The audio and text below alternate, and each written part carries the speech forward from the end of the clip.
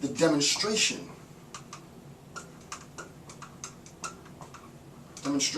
of mastery.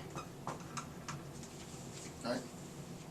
This work simultaneously is a means to the demonstration of mastery of the artist and an end as a consequence of the activity of the artist. I'll say that again, right? This work is simultaneously a means to a demonstration of the mastery of the artist and an end of the activity of the artist. Now, I mean, already, that's an insight, period. Right? That's a huge insight. And we're a few minutes into the lecture series. And this is why I wanted to start with Heidegger, because Heidegger's conceptual sort of complexity, it fosters this very, very insightful analysis.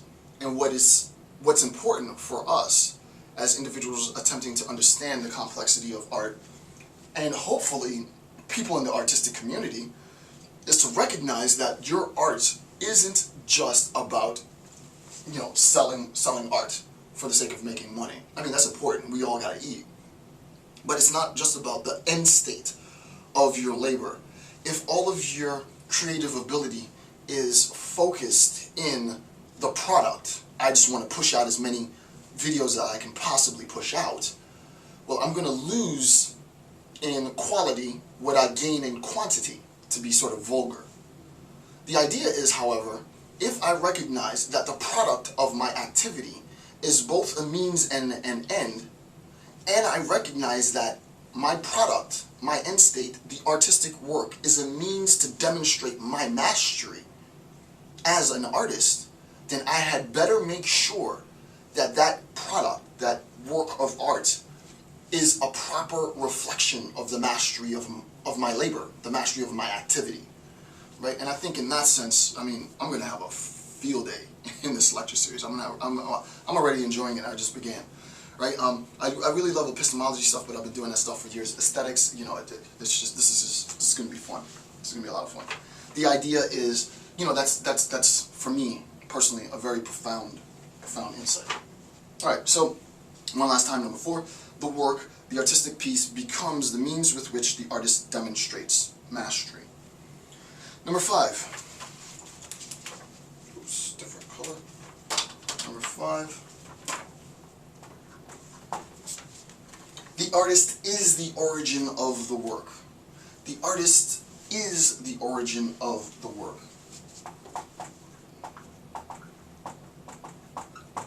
The artist is the origin of the work. Right? The artist is the origin of the work. And that's a direct quote from Heidegger.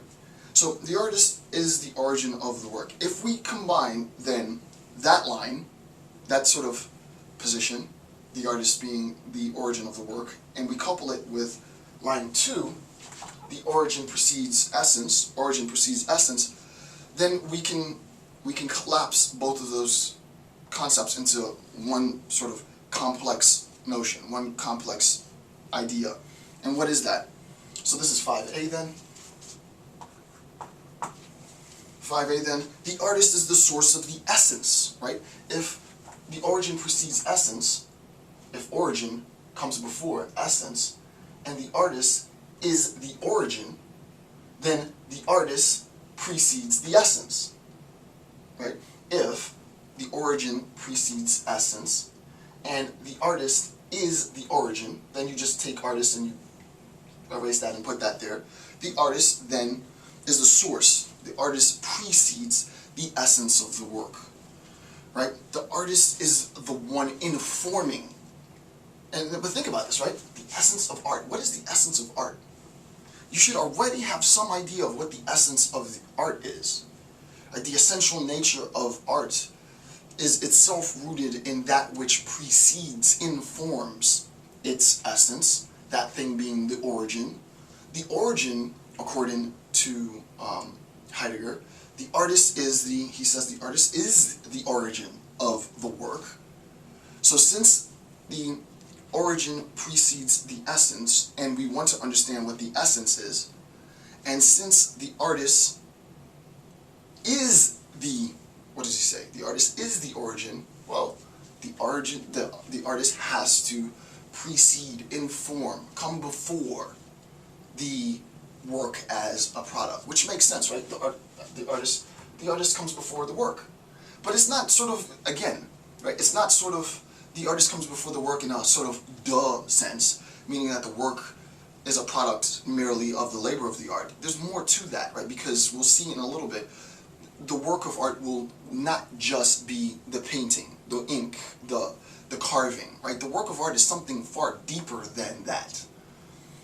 We'll see how deep this rabbit hole goes in a bit, but it's important to recognize that we can draw the conclusion, as I've drawn in 5a, that the artist is the source of the essence of the work of art, right? So essentially, when we talk about, at least in Heideggerian terms, and at least at this level, when we talk about the essence of art, you have to recognize that you can't talk about the essence of art without recognizing the role that the artist plays. It's not going to be this Platonic, despite the fact that I gave the Platonic example just to get you conceptually prepped for this. It's really going to be rooted in the body of work, both figuratively and literally. I didn't plan that, that just ended up sounding cool. Okay. I hope I'm not, and give me a comment if I'm going too fast. So that, I mean, this is not a real class, right? So I can't really gauge whether or not you're grasping these concepts or I'm complicating it. So just leave me a comment if it's making sense at this point, and if it is, I'll continue. Well, I'm going to continue regardless because I don't have feedback right now, right? Alright, and then lastly on this page, number 6, actually I'll erase this. Where the hell did I put the damn eraser? Oh, my eraser's not here. It's in my bag. You have to forgive me for a second.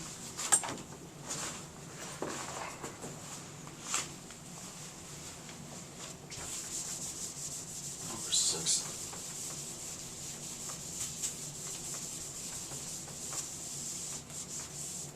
Okay. Number 6. Quote, the work, this is the bottom of page 1 in my notes. Quote, number 6, the work is the origin of the artist. The work is the origin of the artist. I mean, it sounds like he's going, like it's going back on itself. And in a sense, this is a hermeneutic, right? I'm not attributing this hermeneutic circle specifically to Heidegger. However, it's undeniable that it's justified in the text. So I'll give the textual justification for this. This isn't something that I copied from anywhere. This is sort of a creation of my own analysis, right? So the image that's coming beneath is a consequence of textual justification within Heidegger's piece on the origin of the work of art. What's important about this image is that you get a visual recognition of the interrelationships between 4 key aspects. And this is all within the first paragraph, right? This is like the first, literally, like the first paragraph of the text, right? The importance in reading, quick side note, the importance in becoming basically a master at philosophical analysis is not the speed read. The first paragraph of this text might have taken me about 35-40 minutes to read and comprehend. You can't sort of just, you'll never really be a good philosopher being a speed reader. You're going to have to take your time and see the interrelation of parts. And the interrelation of parts in the first paragraph of Heidegger's The Origins of Art culminates, at least at this very sort of introductory level, in this image. So we have the work as the product, and hopefully you're on the same level as me now, so that I can talk complex. We have the work. You know, you start with ghetto philosophy, but you find yourself at this point, right? If I've done my job right. Hopefully this makes sense. If this doesn't make sense at this moment, leave me a comment so I know, and I'll go slower next time. But we have the work as the product of, as the consequence, as the end of the activity of the artist, to be technical. However, that work is also simultaneously a means to demonstrate the mastery of the artist, which we said before. This work informs, work precedes precedes the artist. Number 6 says the work is the origin of the artist. The work is the origin, right? It precedes, in a sense.